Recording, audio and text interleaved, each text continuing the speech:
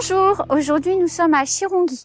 Nous allons recevoir Roukia Lahadji. Elle est maire sortante et candidate pour un nouveau mandat. Tout de suite, c'est son air politique.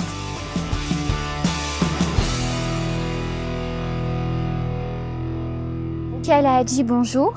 Bonjour Anne. Je suis très heureuse, très fière de vous accueillir aujourd'hui sur le plateau de l'heure politique. On a quelques minutes pour parler de vous et de votre candidature à Chirongui. On est ici chez vous, dans une de vos réalisations. C'est vraiment très joli. On est où là, Madame le maire? Oui, mais oui, bonjour d'abord, Honoré, bonjour. Un bonjour particulier, bien sûr, à ma population de Chirongui. Bien sûr. Voilà, ici, nous sommes à Timkoura. C'est le deuxième lotissement que j'ai réalisé lors du précédent mandat. Nous avons à peu près 60 logements ici. Et alors, c'est des logements magnifiques, avec une vue extraordinaire. Et vous me disiez, Ouais. donc là, on a la baie. Là, on le voit pas, mais on a le Chungui. Donc, où que l'on regarde, c'est magnifique. Et c'est du logement social. Absolument. Absolument, j'ai voulu vraiment donner. Et au-delà même du logement social, regardez, au-delà même du cadre, regardez-vous autour de vous ce lotissement. Ben, vous avez du parking. Oui. Vous avez de l'éclairage.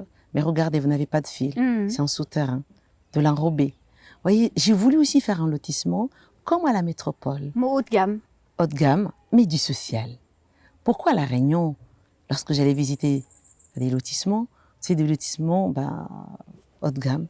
Pourquoi Mayotte, il nous fallait ces lotissements rikiki, des routes en bicouche, sans parking, avec des fils qui pendent partout, parce que là, c'est le réseau électrique, avec des caniveaux. Vous avez remarqué, il n'y a pas de caniveau ici. C'est vrai. C'est tout en souterrain aussi. Donc, c'est ça ce que j'ai voulu. En plus de ce cadre, le Mont Chongui en face. La baie. La baie, de ce côté. Quelle beauté. Et de cette beauté, les personnes qui habitent ici, vous savez, sont très heureux. Parce que ce sont des personnes, je dirais, en précarité sociale. Mais lorsqu'ils sont ici, ils voyagent un tout petit peu comme les autres. Bien sûr. Donc, et c'est vraiment un vrai bonheur de remettre des clés à ces personnes qui n'ont pas de revenus. Mais grâce à ce cadre et au lotissement, ils ont de l'espoir et ont la force d'aller chercher du travail, la force d'éduquer leurs enfants, la force d'aller se former. Et vous voyez, grâce à ça, on rend à l'homme sa dignité. C'est surtout ça que j'ai voulu donner. Et c'est un combat que vous avez commencé pendant votre premier mandat pour arriver à... Combien de temps il faut pour faire sortir de terre un projet comme celui-là? Alors, nous, l'avantage que nous avons, effectivement, quand je suis arrivée à Chirongui, c'était mon dada. Je savais faire déjà. Et un lotissement, j'en ai fait l'autre mandature, j'en ai fait 4. Donc, en 6 ans, 4 lotissements, vous comptez. Ça veut dire, en 2 ans, on est capable de sortir un lotissement. Oui, en 2 ans. En 2 ans. Pourquoi? Parce que ça, je savais faire. Et puis, vous aviez le foncier. Le foncier, non, je l'ai acheté. D'accord. Nous n'avons aucun foncier dans la commune de Chirongui. D'accord. Nous sommes très pauvres en réserve foncière. D'accord. Mais nous savons négocier. Nous allons négocier. On essaye vraiment de se battre dans le cadre de nos projets pour arriver à les réaliser. Pourquoi?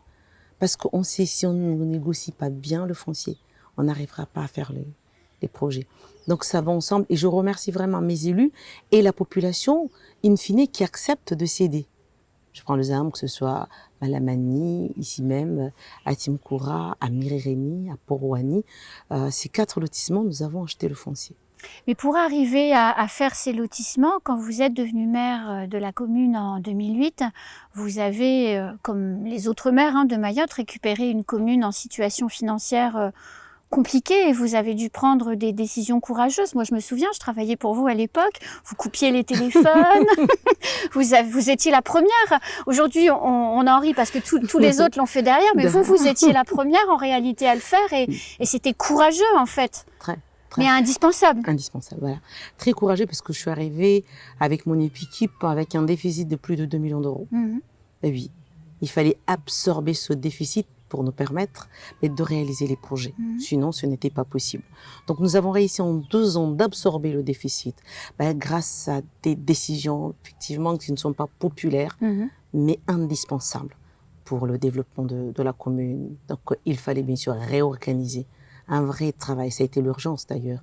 La réorganisation des services qui est passée par, effectivement, nous avons coupé un peu le téléphone, la mise à la retraite de certains agents et ne pas les remplacer, des agents contractuels mais qui ne correspondaient pas au profil et qui, là, nous, de garder, je pense que c'était déjà d'arrêter ces contrats-là et de réfléchir à des vrais profils de poste, de former les agents.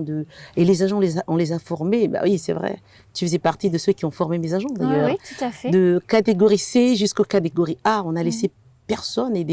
Vraiment, c'était des formations intenses. Et ça me fait plaisir parce que, effectivement, tu as fait partie de ceux qui ont formé.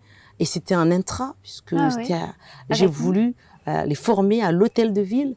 Vous vous rendez compte que les agents, ils arrivaient le matin, mais ils ne savaient pas qu'on doit commencer à travailler à 7 heures et s'arrêter à midi, reprendre, et 13 heures et s'arrêter à 16 heures, 16h30. Et je me souviens, vous aviez comme souhait, c'était de transmettre le sens du service public. Absolument. La commune, enfin la mairie devait se tourner vers ses concitoyens. Absolument. C'est une belle réussite, quelque part. Très belle, très belle. Et je reviens un tout petit peu en arrière. Nous avons réussi parce que, Anne, grâce aux formations que tu as dispensées et même aux autres. Bien sûr, il y a eu beaucoup de travail de fait, beaucoup de travail pendant quasiment 4 ans. C'était 4 ans de planification de formation. Et bien aujourd'hui, les agents travaillent en arrache-pied. Bien sûr. Et grâce à ça, voilà, ce sont on ces fait réalisations. ces projets-là. Vous vouliez, que votre premier mandat, vous vouliez faire de Chirongui la capitale du Sud. Vous terminez le deuxième. On peut dire que vous avez presque réussi. Alors, ce que je dirais, Chirongui aujourd'hui, ce qui s'insère dans son environnement du Sud, c'est surtout ça. Qui se développe dans son environnement Sud. C'est surtout ça, qui ne soit pas mis de côté. Je vais te parler de quelque chose. Il faut aller regarder le rapport de 2006 ou 2007, où Chirongui était placé, était positionné. Chirongui était positionné 15e commune sur 17. Nous sommes arrivés en 2008. C'était le rapport de 2007, je pense. Nous sommes arrivés en 2008. En 2013, nous étions positionnés sur un coût d'investissement par habitant premier. Forcément, oui. Voilà. C'était 600 € par habitant. Et puis, en masse, nous étions deuxième derrière Mamoudzou. Donc, en coût par habitant, on était premier, Mamoudzou était deuxième. Et en masse, c'était Mamoudzou, ce qui est normal. Normal, bien sûr. Voilà. Et puis, nous étions deuxième. Et ça, vraiment, je tiens à saluer le travail des élus et des agents. Bien sûr. Mais surtout, l'investissement de la population. Parce qu'il fallait aussi que la population puisse comprendre, nous accompagner dans ces réalisations. Vous croyez, si la population ne m'avait pas accompagné sur cette réalisation-là où nous sommes, on n'aurait jamais réussi à le faire. Jamais. C'est la population qui m'a accompagné. Que ce soit le lotissement de Porouani, que ce soit le lotissement de Timkoura, Malamani, Mirereni. Et là, nous venons d'attaquer un autre lotissement à Chirongui, 110 logements au total, à peu près 400 logements que la CIM doit derrière construire. Parce que moi, je réalise la viabilisation et c'est la CIM derrière qui doit construire. Qui est le promoteur. Qui est le promoteur. Et une ZAC de plus de 500 logements. Qui vient là d'être signée. D'être signée, voilà, la concession vient d'être signée. Et là, nous, on ne s'arrête pas, parce que le logement, c'est vital, c'est la base. Voyez, et le prochain mandat, c'est encore d'autres lotissements. Nous avons un lotissement Mirereni que nous avons... Et là, nous avons une ZAC, mais pour nous, ça ne suffit pas, parce que la population augmente et les besoins augmentent. Et Chirongui doit accueillir sa population dans les meilleures conditions possibles. Nous ne voulons plus de bangas dans les mangroves. Nous ne voulons plus des bangas aux abords des rivières, aux abords des zones à risque. Donc, vous voyez ça déjà. Donc, il faut loger les gens dans des bonnes conditions. Mais nous ne voulons pas non plus les gens vivre ensemble dans une maison. La mère, la belle-mère, le fils, la fille. Non, ça aussi, nous voulons donner à chacun un logement. Mais pas que. Là, on va en parler un tout petit peu. Ça serait le social, parce que là aussi, nous avons fait des avancées considérables sur le plan social, sur le plan de l'insertion. Et tu sais pourquoi? Non. Parce que je pense qu'il faut savoir d'où on vient pour savoir où on va. Je ne suis pas née la cuillère en argent à la bouche, non. Moi, je vivais ici. Quand je suis partie en métropole, à Nain, nous vivions dans une maison en paille. Ici, ici même à Malamani. Même le sol, c'était la terre. Le toit, c'était en paille, la maison avec de la terre autour. Donc quand il pleuvait, c'était difficile. Quand il pleuvait, c'était difficile. Et j'ai juré. Et ça a été mon combat. Je pense que les gens doivent le savoir. Bien sûr. Je me suis juré à moi. On doit laisser personne dans ces conditions. Et qui doit faire cette politique publique? Mais c'est nous. C'est pour ça que je m'arrache-pied. Logement sur logement sur logement. Et je ne m'arrêterai pas tant que j'aurai des personnes qui habitent dans des logements précaires. La ZAC qui va aussi amener du travail, c'est un peu le pendant. On est bien logé et puis on peut aussi travailler. On peut aussi travailler, mais pas que dans la ZAC. La zone d'activité économique qui est déjà amorcée, puisque la Maison de la Famille de l'Artisanat a démarré cette zone d'activité économique. Nous avons un abattoir qui va voir le jour dans les 2 années à venir, une centrale de cuisine, pareil, qui va voir le jour. Donc vous voyez ça. C'est beaucoup de travail, ça, pour la population. C'est beaucoup de travail qui va venir. Mais lorsqu'on veut donner du travail, il faut toujours, et c'est pour ça que je dis, d'ailleurs, je reviens un tout petit en arrière, il ne faut jamais construire des murs, il faut construire des projets. Donc vous voyez là, pendant que nous sommes dans la réflexion, dans les études de construire cet abattoir, eh bien ma pensée aujourd'hui, c'est comment former des bouchers. Eh oui. Et là, c'est ça.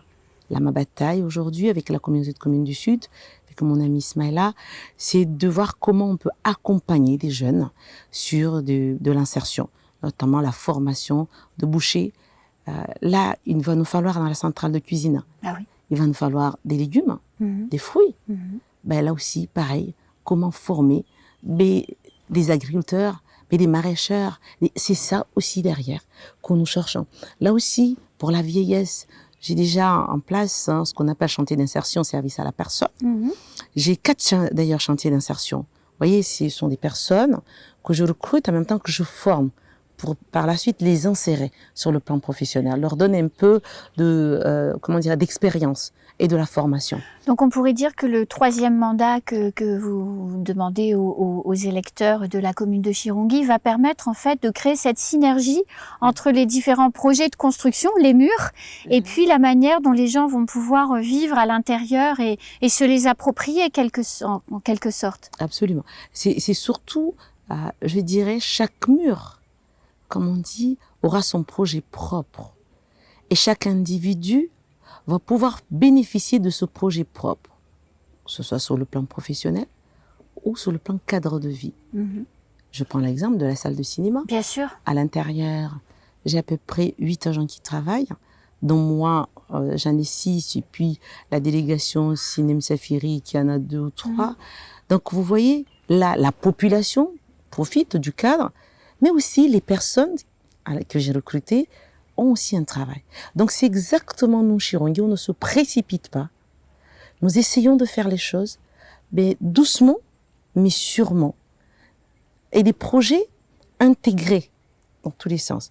Former les gens, créer le projet qui va avec, surtout faire participer la population de ce projet pour qu'ils puissent se l'approprier, et puis derrière réaliser les murs.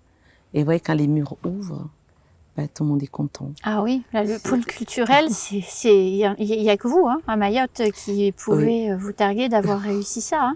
C'est une avancée. Au-delà des habitants de Chirongui, tout le monde y vient dans ce lieu. Oui. La salle de cinéma, elle fait rêver tout le monde. Absolument. J'ai eu quelqu'un d'ailleurs.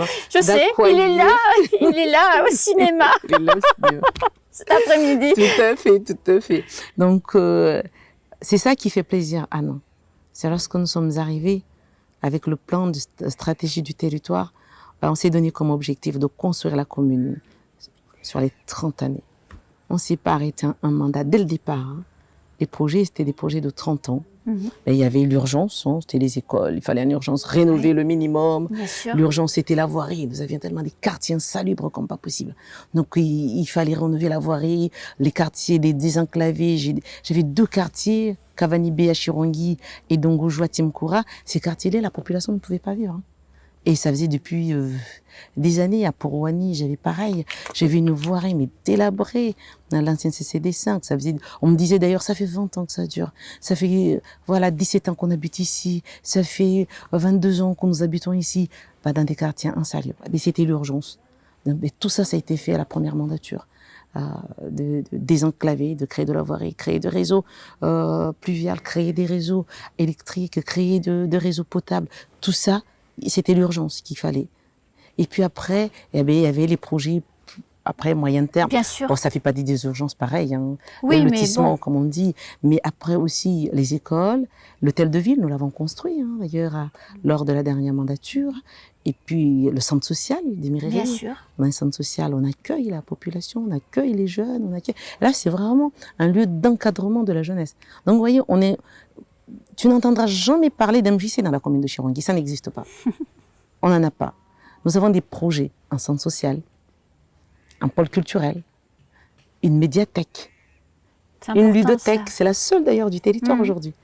C'est important pour les seuls, enfants. voilà, à avoir une ludothèque. Et là aussi, nous avons un SIAP. Un SIAP, c'est quoi un SIAP? C'est un centre d'interprétation de l'architecture et du patrimoine. Donc, nous sommes en cours de labellisation VPH, Ville Pays d'Art de l'Histoire. Et vous voyez, le centre culturel de Pourouani, c'est le centre d'interprétation. Voilà. Donc ça attire l'extérieur sur la commune de Et Chirongui. surtout, on va savoir d'où venons-nous, Bien la religion sûr. d'où elle vient, le peuplement, comment elle s'est faite ici. Bien sûr. Donc, on connaîtra Vous par allez cœur attirer des chercheurs, en des fait. chercheurs, voilà, donc des personnes qui seront là. J'ai déjà Nadia en charge du patrimoine. Là, ça y est, d'ailleurs, il est recruté quasiment, puisque l'entretien a déjà eu lieu, un responsable de la culture et du patrimoine. Super. Voilà, parce qu'ici... Et vous avez les moyens de payer tout ça? On peut se permettre aujourd'hui, parce que nous avons eu le temps, entre 2008 et 2014, d'assainir les finances. Bien sûr. Là, je viens de clôturer un budget de 2 millions d'excédents, donc on peut se permettre de recruter, oui, parce que là aussi, si vous voulez avoir le moyen d'assainir votre commune, il faut avoir l'ingénierie de monter le projet et d'aller chercher les financements. Et c'est ça ce que nous avons toujours mis en avant. C'est vrai, vous l'avez toujours dit. Voilà, toujours mis en avant. Est-ce que Roukia El Hadji sera réélu maire de Chirongui? Réponse le 15 ou le 22 mars.